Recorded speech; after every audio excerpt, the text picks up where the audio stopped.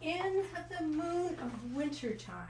This is a very interesting carol. It's actually Canadian, and it was written by a priest, I don't know how to pronounce it, Rabouf, a Jesuit priest who started a mission among native Huron people in Canada in the early 1600s. And this translation moves beyond the original French poem to include Huron folk symbols such as rabbit skin instead of swaddling clothes. So I'm going to read you the verses. "'Twas in the moon of wintertime when all the birds had fled, that mighty Gitche Manitou sent angel choirs instead. Before their light the stars grew dim, and wondering hunters heard the hymn, Jesus Emmanuel, Jesus is born in excelsis Gloria." Emmanuel means God with us. Jesus Emmanuel, Jesus God with us. He is born in excelsis Gloria, in most excellent glory, in all the highest glory you can think of. Within a lodge of broken bark, the tender babe was found, a ragged robe of rabbit skin, and wrapped his beauty round. But as the hunter braves drew nigh, the angels sang, rang loud and high, Jesus Emmanuel, Jesus is born, in excelsis Gloria. You notice how they're using words that might make sense to Indians. The earliest moon of wintertime is not so round and fair as was the ring of glory on that helpless infant there. The chiefs from far before him knelt with gifts of fox and beaver pelt. Jesus Emmanuel, Jesus is born in excelsis Gloria. O children of the forest free, O seed of Manitou, the holy child of earth and heaven is born today for you. Come kneel before the radiant child who brings you beauty, peace so mild. Jesus Emmanuel, Jesus is born in excelsis Gloria. So the words they changed, instead of talking about December, they're talking about the moon of wintertime, which would be the terms that Indians used when all the birds had fled. That is another descriptor of its winter. Mighty Gitche Manitou. I think that was the Indian name for God, as they understood God. Sent angel choirs, we know about that. They didn't have shepherds. They had wandering hunters. You know, they didn't farm sheep in Canada. The American Indians, American Canadian Indians did not do that. So they didn't know what shepherds were. So they used hunters. Within a lodge of broken bark, instead of in a lowly stable, they're in a lodge, a building, but it's drafty and it's cold and the wind goes right through it. Tender babe was found, a ragged robe of rabbit skin. They didn't wrap him in swaddling clothes, they wrapped their babies in rabbit skins, and this was one that was really kind of bad, and wrapped him. But the 100 braves drew nigh, the shepherds, and the angels sang, rang loud and high. Glory to God in the highest.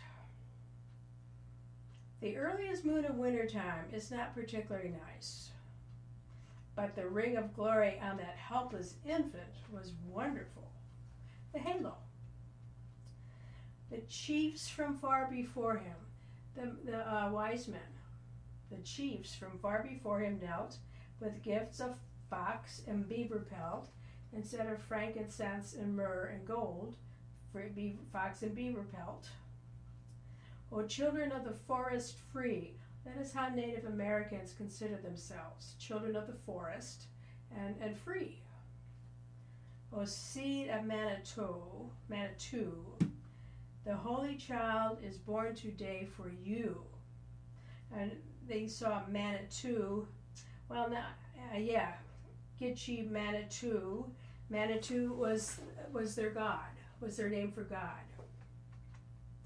So what he did, he took the miracle of Christmas and put it into words that would make sense to Native Americans who had no idea what sheep were, or why shepherds would have to stay out at night with them, or what a stable was, or what swaddling clothes were, or wise men.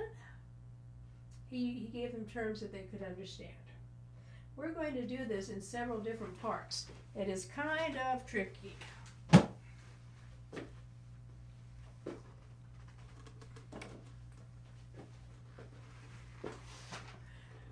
Because there are lots of slurs. And the more notes on your bow, does the bow have to go faster or slower? You said slower, you were right. You start with a B and you go to an E. And oh, by the way, bullseye, Sarah and Layla. Up, down, up, down, circle, and again, down, up, down, up, down, circle, down, up, down, lean, up, lean, down, lean. Oh, extra high D sharp, down, down, up, down, up, down, up, down. Circle, and you do that 5 times. You should learn it a bow at a time. Okay, part 2. It's on the second position, third position, 2. You're going to start in the third position. First violins have the first note. Ba. Very smooth.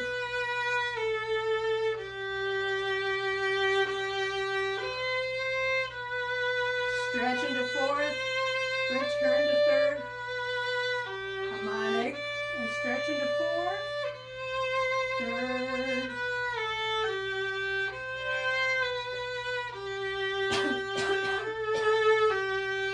Now open a 1E shift. Okay? So I recommend that you learn it maybe 2 bows at a time. And the same thing here for part 3. Harmonic. C. I don't think that's a C. I think it's a D. D.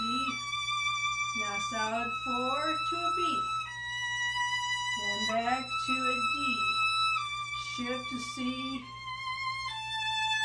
Shift to 5th position. F sharp. E.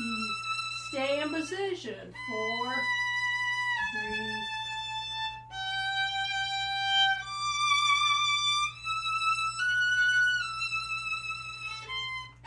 Stretch back. Yeah. You were here in 5th position. Now go back to 4th. And fade out on the harmonic. Now, if you play part 2, you're going to play verses 2, 3, and 4. If you play part 3, you're only playing verse 4. So, I think I may have you bucking up the lower parts. I'm going to try to give you an idea how this is going to go all together. The first time is just the first melody. Up, down, up, down, circle, down,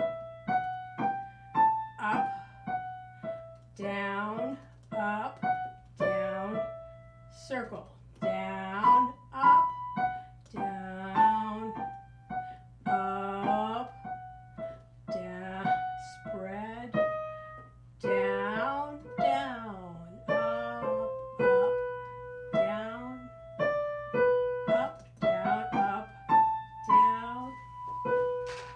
Okay, second time through you get joined.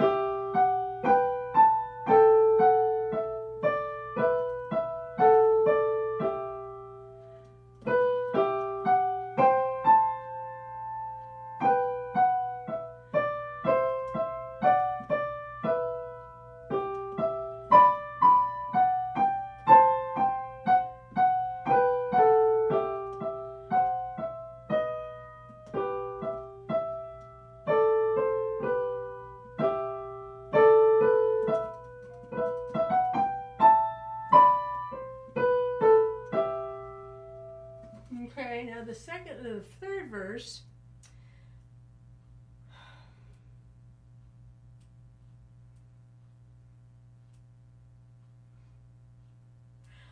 third verse, adds the piano. So those two parts keep playing and the piano comes in. Then on the fourth verse, the descant comes in, part 2 drops out, piano stays, and this descant goes with the melody.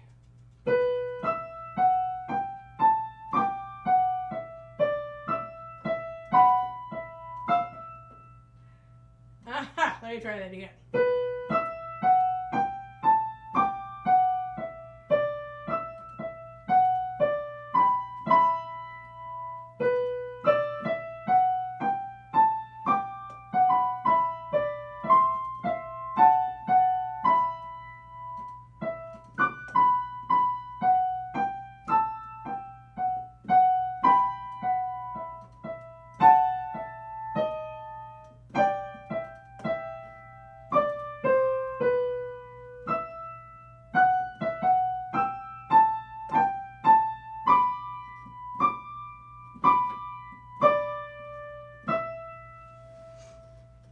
Sort of an idea. It's a very pretty song. Make sure I play it for you because I have a CD. It's lovely.